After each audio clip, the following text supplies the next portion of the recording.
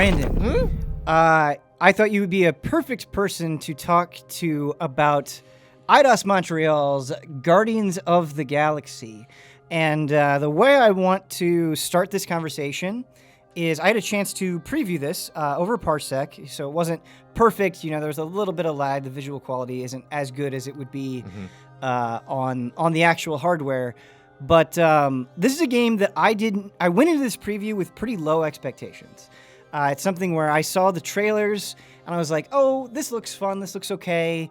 I'm worried that it's going to get annoying or get old by the end. Like my heart wasn't singing about it. Like I was interested but not captivated. After playing the preview, I played for about an hour and a half. This is now one of my most anticipated games of the year. Which is crazy. It's crazy to me. You have expressed, just for listeners and viewers at home, Ben has expressed this much to pretty much the whole company. Yeah. I have heard nothing more than that. So I'm extremely curious what the hell happened in this demo. Yeah. I'm elevated because this is a game that I think I had an impression of based on advertising, but there's so many ways you can take these characters, this story, you know, the gameplay opportunities with combat and stuff like that. So what you just said right there, gameplay opportunities are kind of the number one thing that I want to focus on, and how I feel like this game is handling combat so differently than a lot of the superhero games we've been seeing. I think that's kind of its key thing. But beyond that, right? So Eidos Montreal, very well known for kind of reinventing Deus Ex and bringing Deus Ex back. A lot of that DNA is here. And that comes across in things like when you're on your ship. Because you can just go, and there's so much world building, because you can go and you can these great conversations with each of the people on the ship and get to know them and spend time. Like it almost feels like an RPG where you're kind of getting to know your party members, and you know, you don't have to do any of this, but just there was a funny scene with Gamora where she was looking at something online, and like you come in and she's like, oh wait, dude, I don't want to, like, I just want to keep my hobbies to myself. And you can choose, you know, you have a lot of choice in this game. You can pry into it and have that conversation, or you can respect your boundaries and like not do that. And so like, even if it's not necessarily a choice that will dramatically alter the plot, it still feels like a meaningful interaction that kind of gets you more attached to these characters. Is there any like relationship building experience bonus or any of that messiness? Or so in terms of, I only got to play for an hour and a half, so I didn't get to kind of see the fullest extent of how things play out. But there's two things that I will say is, depending on the choices that you make, your team will be like, I didn't like what you did there, or I did like what you did there. I cannot tell you the extent to which that stuff will play out, but I was fortunate enough, I had some extra time. I finished the demo early, and I got to go back, and I made a different choice. Extra credit. Yeah, I made a different choice at a dialogue scene, and there was a whole additional conversation that I didn't get the first time just because I made a different choice. And I was actually surprised at how much there was in just this one scene just because of the choice that I made. Again, I want to be hesitant here because I can't, you know, say with certainty like how crazy this stuff is going to be, but just in my time with it, I was impressed with that variation. I want to say the other thing that I like is, you know, you've been playing a lot of Mass Effect, so you're familiar with the Codex. But there's kind of this Codex-like or Metroid Prime-like system where you can kind of go into this mode and you can scan different things, and it'll tell you about the environment. Cool. And so you get a lot of detail into what's going on in this world, like how it all fits together. So that detail I really appreciate a lot. And that seems to me like a franchise, as little as I know about the Guardians, mostly just from the MCU, that, you know, this is a set of characters going to a new location, and that location is very deep in terms of like who lives there, what happens there, why they're there, all the different criminal systems working on top of each other and stuff. So like, I bet in that campaign, I imagine when you get a new location, it's like, here we go. This is going to open up a lot of stuff. I really, in my mission in the demo, we were trying to get our ship back. We had to, we decided to pay a fine to the Nova Corps to get them off our back, you know, because the Guardians, you know, kind of doing some maybe not everything is above the board. And They're so the cops, man. Yeah, You they gotta- decided, at least in this demo, like, hey, we just want to pay the fine, get it over with. So they go to the Nova Corps, and something happens there that they don't expect. They kind of encounter this faction, and it's great because you can meet this Nova Corps prisoner and make a decision with him. Or if you just don't go into that room, like in my second playthrough, I was like, oh, you can just skip this. Like, you can never encounter that person, which is really neat. And kind of going back to the character interactions, there's a mechanic in combat that I think is so cool and so perfectly Guardians, is there's this rally that you can do. And when you do it, no matter what, you will, like, if your teammates go down, it will revive them, and at the very least, you will get a damage boost. But it's called Huddle Up, and you'll all get together, and they'll be like, either they'll be really cocky, like, oh, we're kicking their ass, or they're like, oh man, this isn't going so well, and they'll all start fighting with each other. And you get to make a choice right then and there based on kind of a vibe check of what they're saying on how to lead them. And if you say the right thing, then everybody gets a damage boost. Cool. And so it's like, how well do you know your team? And just kind of that interaction is nice. And I bet those are pretty funny when you get them wrong. Yeah. You know? It's just like a tonal, like, no, that's not quite. Like, yeah, they're like, Quinn, this isn't working at all. Yeah, absolutely. So there's just so many avenues, I think, for them to kind of have that Guardians vibe be implemented and kind of like, the characters are really driving everything in this game, and I think that's why I gravitated towards it so much. Plus, when you do the Huddle Up, music will start playing, and it just kind of is like a climax to the fight almost in a nice way. But I would say far and away the thing that impressed me most was the combat.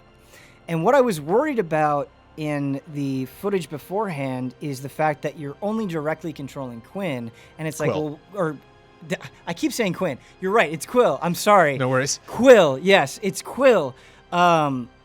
But anyway, I'm sorry. Remind me of, I've seen Endgame like 1,000 times. I love where he's like, he's like, Morag's a person? He's like, no, Morag's a planet. Yes. Quill's a person. And Yes. Hulk's like, sorry. yes. No. I just These are all nonsense names to me, man. had a brain fart there. But anyway, I was worried that you were only playing as Quill because I'm like, the Guardians are just so cool, Yeah. and there's so much they can do. Like, you think Especially in about, games. It's like, Yes. oh man, it just writes it. So you got the melee guy, you got the ranged gal who also does melee, and you got Groot that can do all sorts of stuff. right? And I immediately think to like Marvel vs. Capcom Infinite, where like I was like, oh man, I really liked playing Gamora in that game. It's a bummer Yeah. that I can't play her here.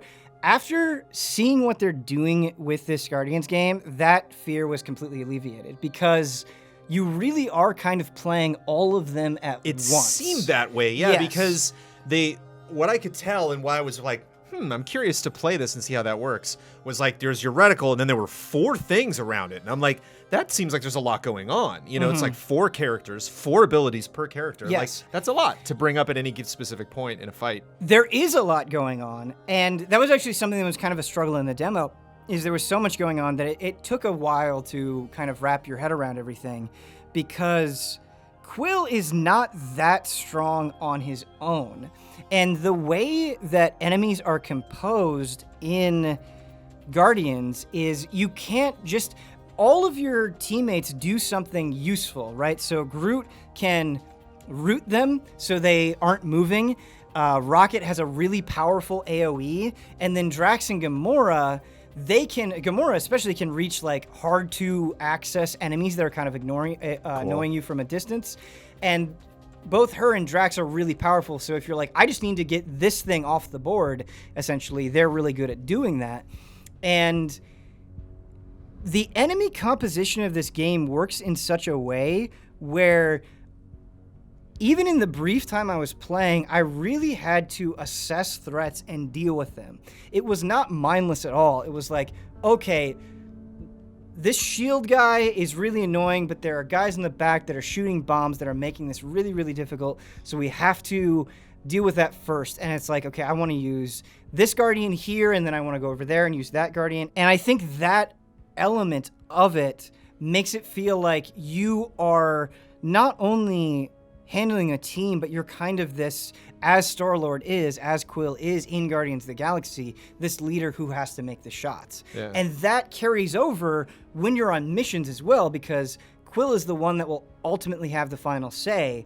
And so there's this nice blend between what the decisions that you're making outside of combat and then how that translates in combat as well. And it was just super, super fun. Elements will be a big part of combat, and the only elements I got to experience was freeze, but it was so essential of like, no, don't just shoot this enemy. You have to freeze them. That's their weakness, and then you can take advantage of them. And there's also, enemies also have stagger bars, and a lot of times killing them will mean filling up their stagger bar, and then just eliminating them completely. But maybe like one character's good at doing the stagger part, right, and another's good at the finisher, and so And so you have all of these elements, and just like I said, it kind of feels like a strategy game where you're kind of going and trying to find the right tool for the job. And there are upgrades that you can get, and like one of them is like, hey, do you want to be able to scan enemies so you can figure out, how to deal with them? Another one that I got was a charge shot, where it's like, oh, this is really good at filling that stagger meter. And so there's just a ton of elements that are great, and there's really nothing that I've played that feels quite like it. I think you can make other comparisons. It's functionality that I wish Avengers had, because there's a lot of moments where like I'll have Iron Man on my team and I'll be Cap working on melee stuff or fighting a big tank, and I'm just like, Tony, if you can handle these aerial enemies, that'd be great. Yes. Like you're the one that can fly, so it'd be nice if you just naturally migrated toward that. But it'd be really fun if just with a button press, I could, just kind of point them in a direction. And there's a flow to combat as well that is like baked into the mechanics, where you have kind of this meter, and the more smoothly that you're doing things, right, the more that you're effectively using elements, the more that you're constantly doing damage and using the other Guardians effectively, you will build up this like pink bar. And once that gets filled up, you can do an awesome finisher, like a dual attack with like you and Groot and Rocket or Gamora or whoever. And so the more you understand what's going on, and the more you don't try to brute force this, but you use the tools that they give you, the more you'll be rewarded. And so it was just really satisfying. And there were fights where I would do it the first time and get completely annihilated, and it's like, oh no, like I really have to stop and think here and understand what's going on. And I wouldn't say it was like hard, right? It wasn't like, oh, I'm playing Ninja Gaiden suddenly, but it was like pushing back enough that I really had to be deliberate with what I was doing, and I super appreciate that in games. It's always a bummer playing a demo and being like, I feel like I've played this already. Sure. Yeah. Can you play favorites? Do you think it's the kind of game where like you're gonna have a balanced, in terms of like leveling them up? I don't know if there's like equipment or any like currency you can spend on upgrading, each member of the team. But like, for example, Amanda's like Rocket Raccoon's one of her favorite MCU characters. Yeah. And so I just wonder if like some people in their playthrough will kind of generally favor one character. I saw in the one option, it was like you could throw Rocket at one point, or like, should we have Groot go in or Drax to like be captured or whatever? Where like, I wonder if by the end of the game, the team's like, well, it's very clear you like Gamora, so that's why you keep sending her on this stuff. Like, I wonder if you get any of that feedback.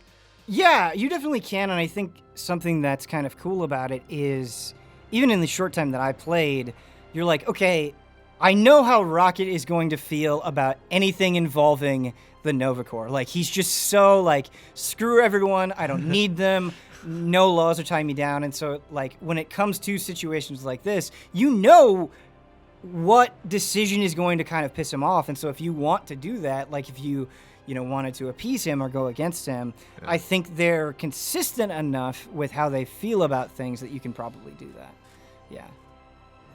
But I'm curious, like, how dramatically that's going to play off. Like, is there going to be kind of a breaking point somewhere in the campaign where it's like, Quill, we disagree with you so much that we're just not going to go on that mission? In the final battle, something that was really cool that I liked is Rocket was busy, like, trying to get the ship ready for takeoff, so he wasn't in the fight. Cool, yeah. And I was like, I need your AoE attack more than ever. And it really just goes to show how reliable those other abilities are, that I felt that loss pretty dramatically when I didn't have that, and I Yeah. liked that a lot. Story-wise, I want to send this one member of my team, but gameplay-wise, I need them for this Right, fight, so I can't. right. Yeah. Yeah. Fun. Good definitely. to hear. And just, characterizations palatable. This, the way that these different characters are approached. Yeah, something that watching the trailers, I said it when we were watching it initially, and I was like, they're just kind of screaming at each other the whole time. Like, I wonder if this is going to get annoying. And when I played the preview, I didn't have that feeling at all. There is a lot of screaming, there is a lot of fighting, but there's also a lot of quieter moments, like when you're on your ship and you're like, oh, I want to get to know this person or whatever. And so I think... Hard to sell those in a trailer. Yeah, I think the pacing comes across a lot better when you actually sit down and play it. And I think Guardians has a specific type of humor that is really hard to do well, and I think is a highlight to, James Gunn and his team, that they were able to do it in the movies so well, is that, like, constantly quirky, kind of edgy character. You really have to write them well or they just become insufferable. And here, there were moments where I was like, that is just legitimately funny. Yeah. Like, that is really well done. That was super cute. And so I was impressed with the comedy and the level of writing that was there. Something that annoyed me, and I do think this is going to get you as well, based on our conversations, is the guy doing Rocket Raccoon is definitely doing like a Bradley Cooper. It's but tough. Yeah, like, where do you take that character in another direction? It's tough. There were definitely multiple moments in the preview where I was like, yeah, he just slipped out of the voice there. Like, that's not the voice that, like, he does a good job a lot of the times, but I could definitely tell, like, oh, no, it just slipped out. Like, he's Rocket and Future Revolution, the first words out of his mouth, I'm like, yeah, it's Nolan North. Yeah. I was like, that's Nolan doing Bradley Cooper. Or Nolan. But, I feel bad because I imagine a lot of people maybe won't check this out because they're just kind of more into the MCU characterizations. Or it, like, takes a little bit in the first couple cutscenes and all of a sudden you're like, oh, I love them too. They're just different, it's... I hope maybe we get a rougher, more militarized Gamora, maybe a Drax. It's a little nuttier than the one in the movie. Like, there's extremes they could take these characters to. It's fun having Big Groot again. Mm-hmm. Like, we had to say goodbye to that character. Right. He hasn't been a part of stuff for a long time, and so it'd be neat to get back to, like, big old 8-foot Groot. It was nice in the preview being like, oh yeah, like, these aren't good people. They're not bad people. Yeah. They're not evil, but they're just so, like, narcissistic and self-interested and anti-authority that the way that they clash with each other and, kind of the world at large is pretty interesting. And I like that the game isn't trying to overly make them heroes, I guess, which I liked. I'm excited to meet new characters in that world, new villains that they face. It'd be neat if they introduce someone before Volume 3 gets to, and so there's maybe worlds or races that we're introduced to in this game that we get to see in the films. Boy, it's good to hear. I'm excited. Yeah, and I think the big takeaway, and maybe this will be useful to viewers as well, is, like, I enjoy the Guardians of the Galaxy movies. I'm not, like, super in love with them. They're not my favorites by any means. I don't really have any knowledge or affinity for the Guardians outside of those movies. So I would say, like, I'm not a big Guardians guy. I'm not going into this being like, oh my God, I love Guardians of the Galaxy so much. And I walked away super, super impressed. So I think, even if this isn't, like, your favorite cast of characters or your favorite IP or whatever it is, I think there is a good enough game here that kind of circumvents all that. And of course, if you are into it, I really think you're going to love it. And it's always hard doing these previews, Brandon, because you're like, I only played an hour and a half of this game. It could be a mess, right? It could not come together. You don't know, but you do this. It's writing a lot of checks right now. Right. You do this job long enough and you kind of get like a sixth sense, and you develop this gut. And my gut right now is like, yes, I think there's something here. Like, I believe in this. At least right now, I believe in this. So I hope it comes together. I hope people check it out. And I hope it's as good as I think it is. Thanks, Ben. Shoo. Move over. What are you looking at? Oh, no. You ain't chewing through any more of my ship. My ship. Shoo! Flark off!